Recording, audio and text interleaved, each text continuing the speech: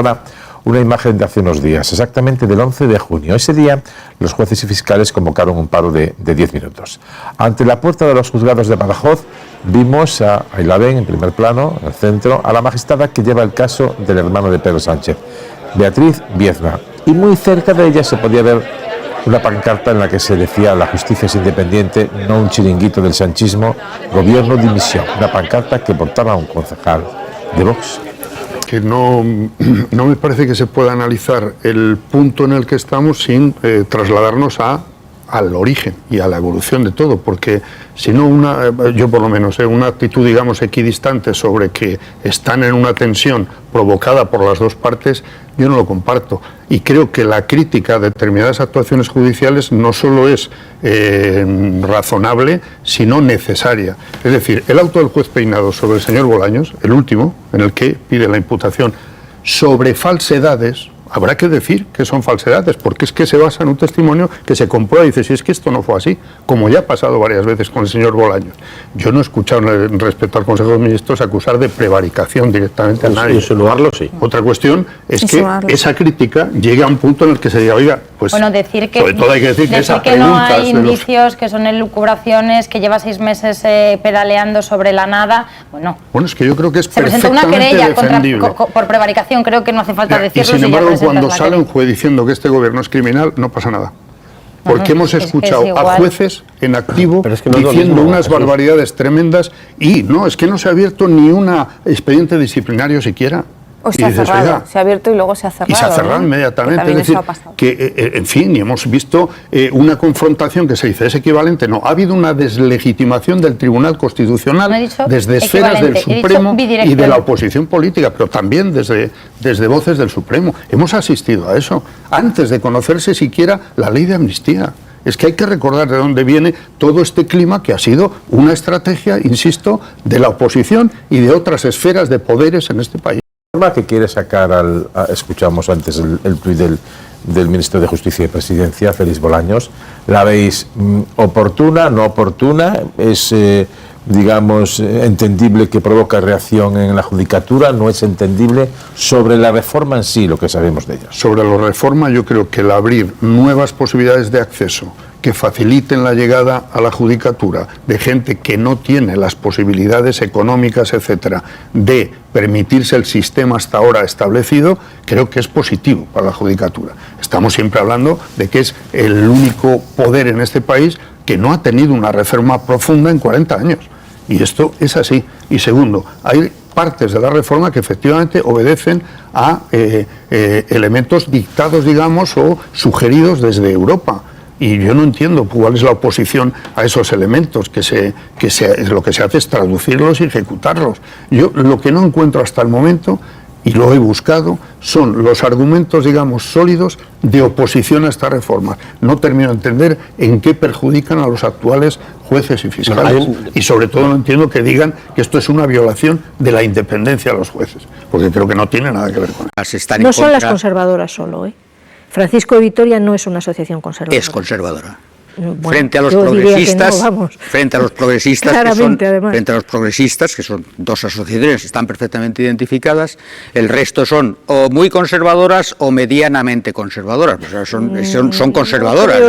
No pasa nada. No pasa nada. No responde a la realidad, no porque pase o no pase. En la mayoría de los casos, la asociación Francisco de Vitoria que tú mencionas se posiciona o se pone del lado de la mayoritaria asociación profesional de la magistratura. O sea, son mucho más frecuentes las veces que están de acuerdo ellos que la Francisco de Vitoria, que supuestamente, según tu criterio, es centrista, podríamos decir, que se pone con los progresistas. En todo caso, demuestra la politización de la justicia y, por tanto, los argumentos pues son políticos. Es decir, los jueces conservadores no quieren que se mueva nada en la judicatura porque ellos tienen una posición satisfactoria, es decir, están contentos como está ahora mismo la situación, y el gobierno quiere, digamos, cambiar ese statu quo de los jueces, en base, desde luego, a recomendaciones de la Comisión Europea, y tienes tu razón, habrá que ver cuál es toda la recomendación de cabo a rabo, pero hay una recomendación, y por otra parte el Gobierno, pues oye,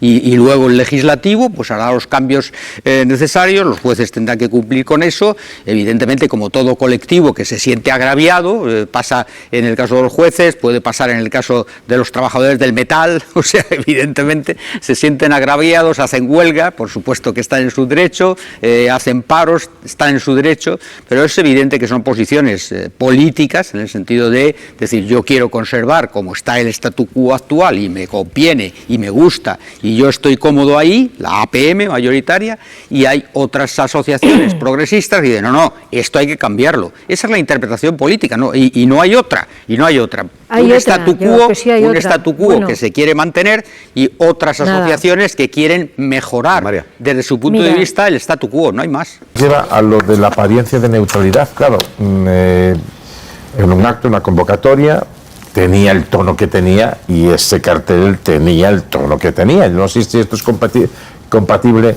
con la imagen de neutralidad debida o exigida a un magistrado o una magistrada en este caso. Desde luego con la exigencia de una apariencia de neutralidad, de imparcialidad, desde luego no casa, ¿no? Ya hemos visto escenas similares el sábado en Madrid, también vimos gritos exactamente contra el gobierno y por la dimisión del gobierno, no por argumentar que discrepas de una reforma de la justicia. Y luego creo que el principal varapalo que se ha llevado la convocatoria, que por cierto empieza mañana, la huelga de jueces y fiscales, es del propio Consejo del Poder Judicial, por unanimidad, que no ha visto rasgos de inconstitucionalidad en esas reformas y que además una parte del Consejo, la parte progresista, ha avisado de que lo que se está pretendiendo con esta huelga y demás, de alguna manera interfiere en la separación de poderes. Bueno, a ver, los jueces, claro que tienen sus ideas políticas, ¿no? La profesionalidad reside en dejarlas aparcadas o minimizarlas cuando uno está en su profesión, ¿no? Lo que pasa es que hay un caldo de cultivo que viene de antes, ¿no? de esta supuesta no separación de poderes en España, que siendo una democracia imperfecta, yo creo que se ha hablado demasiado y con palabras muy mayúsculas sobre que no había separación de poderes, y todo esto surge especialmente desde la amnistía, ¿no? donde ya hemos visto que hay una parte de la judicatura que incluso antes de leer el borrador, que hubiera siquiera un borrador de la ley de amnistía, ya se estaba posicionando en contra en comunicados públicos, ¿no? y en concentraciones a las puertas. Entonces yo no hablaría de una falta de separación de poder, sino quizá de un respeto institucional y público al poder vecino, ¿no? Y en ese sentido creo que lo que estamos viendo no es bueno, o sea, es legítimo, es parte del derecho a opinar y evidentemente hay un grupo de jueces, normalmente en las asociaciones conservadoras, que no están de acuerdo con muchas de las medidas de este gobierno, pero, por ejemplo, en el caso de la reforma es una cuestión más laboral que de independencia. Están denunciando una supuesta que se está quebrantando la independencia judicial y eso de ninguna manera con las reformas del gobierno está en juego. Lo que podrían estar en desacuerdo y lo deberían decir más claramente es en que se abran vías de incorporación a la carrera judicial, que no son las clásicas de siempre, pero eso no es lo que están denunciando. Están denunciando otra cosa que yo creo que es palabra muy mayúscula, decir que en España no hay independencia. Porque solo se habla de la separación de poderes, de la violación de la separación de poderes en un sentido.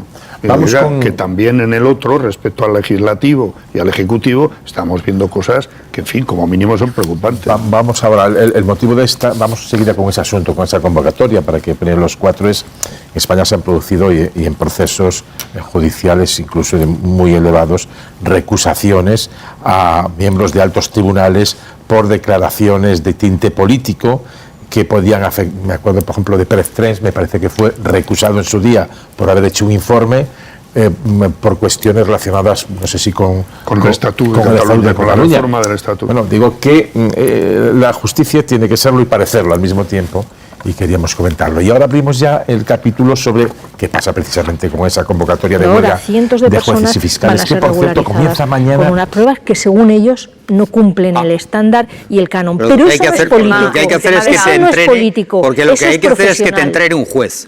¿Perdona? Que lo que hay que hacer es que te entrene un juez, como pasa ahora, ¿no? No, o sea, que tú te entrene un juez. necesitas un juez o reclamas el auxilio de un juez, y hay jueces que se dedican a preparar oposiciones. Y eso, Bueno, claro, está declarado, necesita una autorización del Consejo, pero Hablamos eso lo llevan son dos cosas, siempre. dos cosas No tiene distintas, nada que ver porque con una cosa esto. es la... Nosotros, buenos días, Laura. Pues la gente se estará preguntando, José Antonio, ¿qué está pasando que los jueces están protestando? Dirán, los jueces están ocupando las calles, algunos incluso con togas, otros no, y lo que dicen es que el gobierno quiere interferir en la separación de poderes. ¿Cómo responderle con argumentos sencillos y simples que cualquier persona normal, común y corriente pueda entender qué es lo que está ocurriendo en este contexto que está despertando tanto enfado, digamos, en determinados espacios judiciales? José Antonio.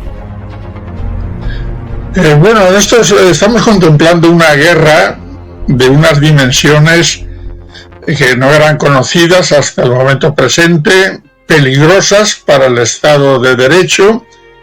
Los convocantes además no han tenido ningún inconveniente para convocar a la ciudadanía en los alrededores, lo cual ya les despoja de cualquier contenido estrictamente judicial, y de lo que se trata es de alinearse con la oposición al gobierno. En el caso de la Asociación de Fiscales es mucho más descarado, porque tuvieron una cena con Alberto Núñez Feijóo y le dijeron que querían que llegase a la presidencia del gobierno. Bueno, por lo menos se quitaron la careta. Pero hablar de que esa reforma, que es muy larga, ataca la independencia judicial demuestra una capacidad de manipulación que se magnifica después a través de algunos medios de comunicación, o una ignorancia peligrosa que me resulta verdaderamente preocupante respecto de la formación jurídica de los jueces, ¿no? He oído hablar de la independencia. Mire usted, la independencia es la capacidad de actuar. Y fíjese si hay independencia, fíjate Laura, si hay independencia, que hay un señor que ha entrado 2 veces en el Palacio Presidencial por unas banalidades, en unas para pedir casi un certificado de matrimonio del presidente del gobierno. Bueno, pues independencia la tienen. Imparcialidad, por supuesto, la han perdido. Y capacidad de raciocinio igual. Para no extenderme demasiado, yo les diría que he oído a Fernando Portillo decir que ese tercer ejercicio escrito, que siempre ha existido, yo lo he padecido también, no era eliminatorio, pero bueno, yo, modestia aparte, pasé del 8 al 5 gracias al examen práctico. ¿Y cómo pueden explicar a la ciudadanía un ejercicio que dice, te leo rápidamente porque son 4 líneas, que resulta procedente valorar destrezas como la lógica deductiva, la capacidad de argumentación, la interrelación de conceptos, la contextualización e integración de la norma jurídica en un supuesto concreto y la transversalidad de la aplicación de los conocimientos teóricos? Por favor, ¿le pueden explicar? Pueden ir por ahí explicándole, ya no solamente en España, sino en Europa.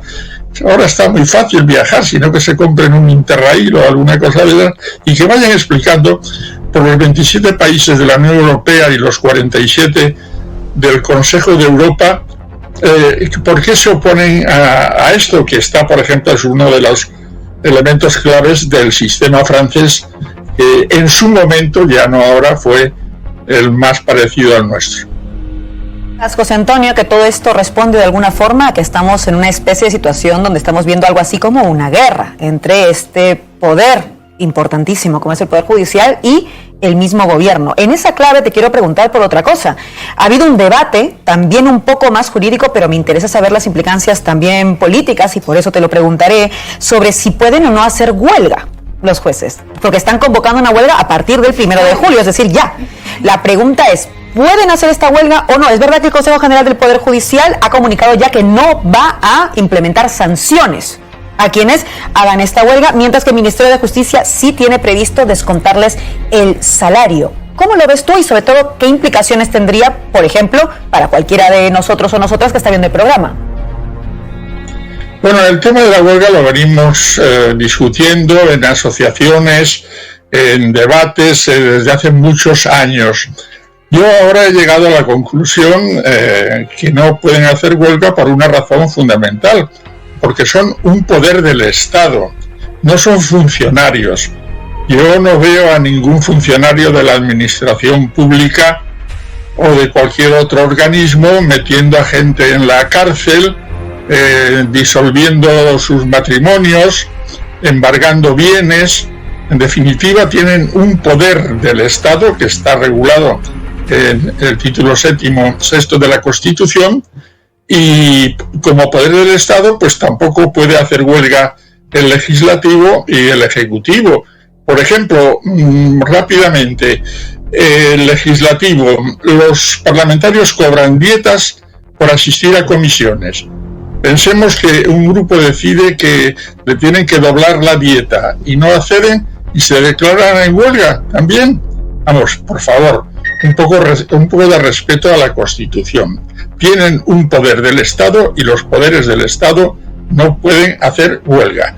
Se lo ha dicho el Consejo y lo dice la propia ley orgánica que regula la huelga para los secretarios antiguos, ahora letrados, y el personal auxiliar, pero dejó fuera a los jueces y magistrados, por supuesto. Antonio, mi compañero Aníbal Malvar te quiere hacer una pregunta. Aníbal. Sí, es sobre los 913 jueces sustitutos que hay, que una de las razones de esta huelga también es que no quieren que se homologuen directamente. Es decir, nos están diciendo que esos jueces sustitutos no están capacitados para ser jueces, que son jueces que a veces están haciendo sustituciones de un año, etcétera. Bueno, alguien dijo hace poco en la televisión que no tenían capacidad intelectual, pero bueno, vamos a olvidarnos. Lo de los jueces sustitutos tiene un matiz, han existido siempre. Ahora, hoy sale precisamente la noticia de que la Comisión Europea, en una directiva que afecta a los funcionarios, repito, no a los que ejercen un poder del Estado, dicen que hay que hacerlos efectivos. Pero los jueces sustitutos tienen una ventaja, que no tiene el acceso libre. Son jueces, además, curiosamente nombrados por las salas de gobierno de las 17 autonomías de España. Curiosamente, todas las salas de gobierno están dominadas por la APM, luego son ellos los que los han nombrado. Pero para mí, y lo llevo diciendo hace años, el juez sustituto tiene derecho, por supuesto, a ser considerado como juez efectivo, pero además hay una forma de comprobar su capacidad inmejorable. Ese juez, a lo largo de sus sustituciones, habrá puesto 10, 30, 40, según el tiempo en que haya estado, sentencias. Elijamos que elijan 10 sentencias y ante un tribunal formado fundamentalmente por gente de la academia, porque de lo que se trata es de interrelacionar y discutir sobre el derecho, comprobar si esos jueces en las sentencias que han puesto tienen todos estos atributos a los que yo me acabo de referir antes al leer la nueva ley. Sería un método. Pasarlos en bloque sin más creo que no me parece conveniente, pero con un sistema de selección como el que digo, creo que es mucho mejor que el papagayo loro que recita en 15 minutos, no, si se va a 16 lo echan, un tema que le ha salido de un bombo. Antonio, qué importante el contar con voces como la tuya, de verdad, para dejar en claro un poco lo que está ocurriendo en esto que tú mismo has llamado guerra y que promete que todavía vamos a seguir viendo en adelante. Como decimos, han convocado una huelga a partir del 1 de julio, con lo cual a lo mejor tendremos que volver a seguir hablando de esto. José Antonio Martín Pallín, magistrado emérito del Tribunal Supremo, muchísimas gracias por haber estado con nosotras esta mañana. En el inicio, pero ahora es el propio gobierno, ¿no?, el que lo utiliza para decir que ellos sufren una persecución judicial. ¿Usted cree que existe esa persecución contra el gobierno? Sí, yo creo que en cierta forma se está instrumentalizando a la justicia con fines políticos. Desde mi punto de vista, hay un objetivo que es acabar con el gobierno del Partido Socialista de coalición y no se paran en los medios.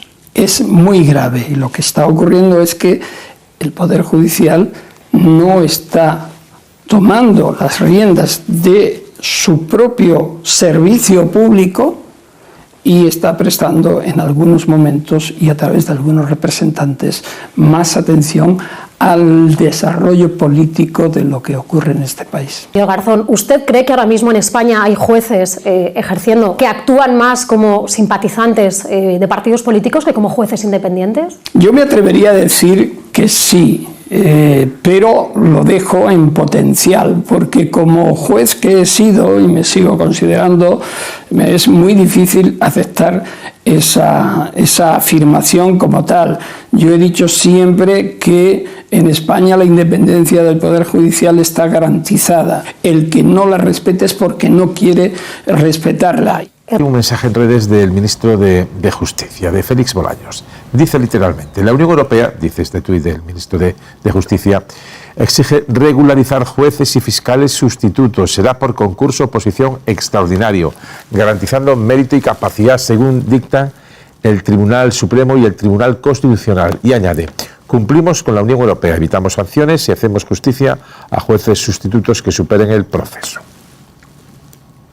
Conviene recordar que la regularización planeada por el Gobierno es uno de los motivos por los que las asociaciones de jueces y fiscales, excepto las progresistas, han convocado la huelga de mañana hasta el miércoles. ¿No la puede hacer la Fiscalía? Sí, yo creo que hay muchos jueces en el Supremo que creen que puede ser así. Pero si esto se ha pedido desde hace muchos años por parte ahora, de ellos incluso. Que se haga en este momento con un fiscal general imputado y sin incorporar a la medida los recursos económicos que esto exigiría, y sobre todo la independencia y la autonomía, por no decir independencia, la autonomía del fiscal general del Estado, a mí me parece que es arriesgado y peligroso. Con este fiscal general del Estado, la Fiscalía ha pedido el ingreso en prisión de Cerdá.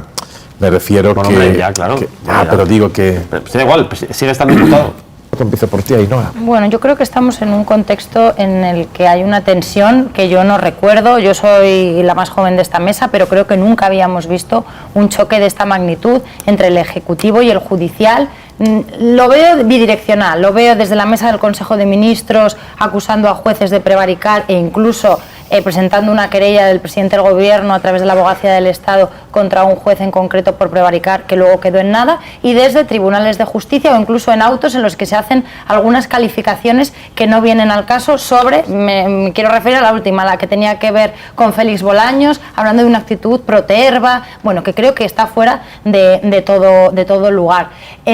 Creo que la ley Bolaños, como se la llama coloquialmente, también llega en un momento clave y crítico. Si esta ley en la que la Fiscalía asume la instrucción se hubiera producido hace 3 años, no hubiera tenido este contexto ni esta reacción tan furibunda. ¿Por qué se produce ahora? Pues porque tenemos a un fiscal general imputado, a un fiscal general que se asume por parte de la Judicatura y quizá también de parte de la sociedad como un fiscal de parte del Gobierno, y entonces hay una sensación de desconcierto, puedo decir, de desconfianza con que se está legislando no solo en caliente, sino con una instrumentalización o un interés. Y creo que eso es demoledor para el sistema en general.